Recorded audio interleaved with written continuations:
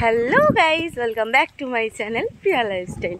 আমি সকাল সকালে রেডি হয়ে যাচ্ছি পুজো দিতে। কোথায় পুজো দিতে যাচ্ছি সেটা জানার জন্য তো পুরো ব্লগটা দেখতে হবে।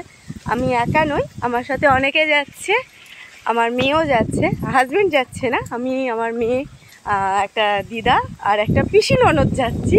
সেটা তোমরা পরে দেখতে পাবে। তো চলো ভিডিওটা কন্টিনিউ দেখতে থাকো। পরের ভিডিওটা আমি অরিজিনাল ভয়েসে দিতে পারলাম না, তার কারণ আমি এখনও পর্যন্ত বাইরে ঘাটে অরিজিনাল ভয়েসে ভিডিও কোনোদিন করিনি, আমি লজ্জা পাই।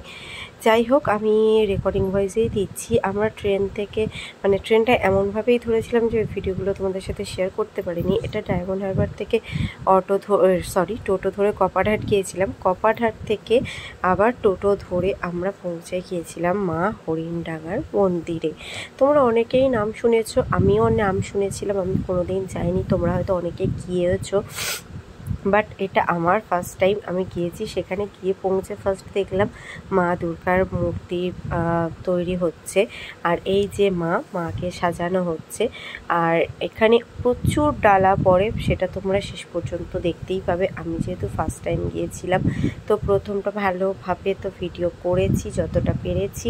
তোমরা চাইলে যেতে পারো, খুব বেশি দূরে নয়। এখানে বাবার শিবের মাথায় জল ঢেলে মোমবাতি জেলে তারপরে মার কাছে ডালা দিয়েছিলাম। আর এখানে দেখো আমার মামার ওর দিদি দুজনে খেলা করছিল। আর এখানে এত লোক হয়েছিল, আমি প্রথমে তো ভেবেছিলাম আর হবেই না, বাট শেষ পর্যন্ত প্রচুর লোক হয়েছিল। আর এখানে চলছিল মার শাড়ি পরানো, মাম বলে ফেলেছি। আর যিনি শাড়িটা পরাছিল বা মাকে সাজসজ্জায় সজ্জিত করছিল, এত অপূর্বভাবে করছিল না, দেখার মতো। আমি তো জাস্ট দাঁড়িয়ে দাঁড়িয়ে দেখছিলাম। তোমরাও দেখো, বুঝতে পারবে মাকে কত সুন্দর করে শাড়ি পরে। এইভাবে হয়তো কেউ কাউকে শাড়ি পরায় না, বিশেষ করে তো ঠাকুর দেবতাকে নয়। এখানে একটা গুণ আছে যে মার কোনো শাড়ি ঘটের কাছে দেয়া হয় না।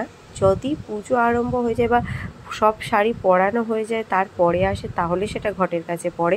বাট পুজোর আগে পর্যন্ত এসে পৌঁছালেও সেই শাড়ি মাকে পরানো হয়, মার সাজানোর শেষ হওয়ার আগে পর্যন্ত। তো এখানে দেখতেই পাচ্ছ মা ফুলের সাজে পুরো সজ্জিত হয়ে গিয়েছে। ঠাকুরমশাইও বসে পড়েছে পুজোতে। আমি পাশে থেকে একটু করে ভিডিও করে নিয়েছিলাম। তারপরে তো এখানে ঠাকুরমশাই পুজো করছিল, অনেকে গন্ডিও দিয়েছে, দেখতেই পাচ্ছ এখানে অনেকে গন্ডি দিয়েছে, বুক ছিঁড়ে রক্ত দিয়েছে। সব থেকে মেন যে জিনিসটা ফুল কারানি বলে, মার পায়ে ফুল দিয়ে কেঁদে কেঁদে সেই ফুলটাকে নিতে হয়। তো সেই ফুল কারানির ভিডিওটাও আমি তোমাদের কাছে শেয়ার করলাম।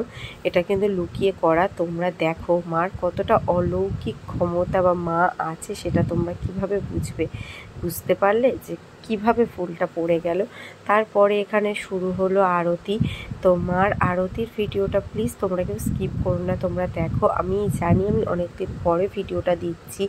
আমার মার কাছ থেকে ঘুরে আসার পরের দিন থেকেই, বা বলতে পারো শরীর খারাপ নিয়েই মার কাছে গিয়েছিলাম, বাট তারপরে আসার পরে এতটাই শরীর খারাপ হয়, আমি কোনো রকমভাবে কোনো ভিডিও এডিট করা তো দূর, আমি ফোন হাতে নেওয়ার টাইম পাইনি, এতটাই শরীর খারাপ ছিল। তো যখনই ভালো হয়েছি তখনই ভিডিওটা এডিট করতে বসে গিয়েছি, ভাবলাম তোমাদের সাথে শেয়ার করি। অনেক দিন পরে ভিডিও দিচ্ছি, তো প্লিজ একটু সাপোর্ট করো, আর আমার চ্যানেলটাকে একটু সাবস্ক্রাইব করে দিও। তোমরা সাবস্ক্রাইব করলে তারপরেই না আমি আগে করতে পারবো। তো যাই হোক, মেয়েকে নিয়ে গিয়েছিলাম, দেখেইছো তোমরা পুজো দিতে। আর এখানে এত ডালা পরে বলার কথা না। অন্য অন্য জায়গায় মন্দিরে কি হয় বলো তো, বড় জোর 1 ঘন্টা পুজো হয়। আমি এখানে ফার্স্ট টাইম দেখলাম 1:45 থেকে 12:45 থেকে পাক্কা 3:30 পর্যন্ত পুজো হয়েছে। গাইস কি বলবো তোমাদের, আর মাকে যে কি অপূর্ব লাগছিল বলার কথা না। তোমরা দেখতেই পাচ্ছ কতটা ভিড় হয়েছে, আর এখানে কত সুন্দরভাবে মার আরতি চলছে। মার এখানে আরতি করা হচ্ছে প্রায় শেষের দিকে। তারপরে পুষ্পাঞ্জলি দেওয়া হয়েছে, তারপরে শুরু হয় পুষ্পাঞ্জলি দেওয়ার ভিডিও করতে পারিনি। তারপরে বাতাসা নোট হয়, তারপর এখানে চলছিল চরণামৃত দেওয়া। চরণামৃত খেয়ে মায়ের শেষ ভিডিও বা একটা ফটো তুলে ট্রেনে করে বাড়ি চলে এলাম। তো আজকের ভিডিওটা এই পর্যন্ত। যদি ভালো লেগে থাকে like, comment, share and subscribe করে দিও।